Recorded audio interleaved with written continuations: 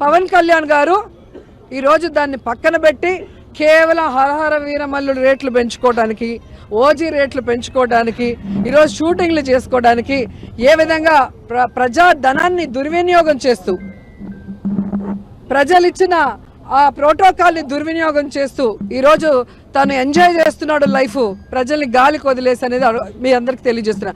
ఆయన చంద్రబాబు నాయుడు కాదు, లోకేష్ కాదు, దేవాంశ్ అయినా పర్లేదు, నా ప్యాకేజీ నాకు ఇస్తే చాలు, నా సినిమాలకి టికెట్ పెంచితే చాలు అన్నట్టుగా ఉన్నాడు తప్ప ఈరోజు ఎక్కడైనా ఒక ఆడపిల్ల చనిపోతే పట్టించుకోడు, పిఠాపురంలో చచ్చిపోతే రేప్ చేసే పట్టించుకోరు.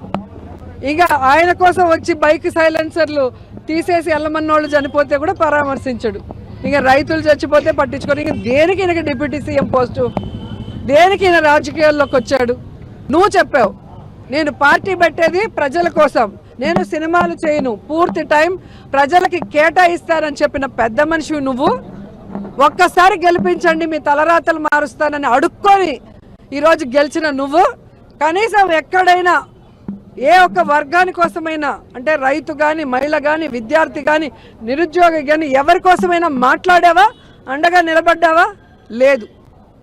మళ్ళీ షూటింగ్లు చేసుకుంటే షూటింగ్ చేసుకో, నీకెందుకు పాలిటిక్స్?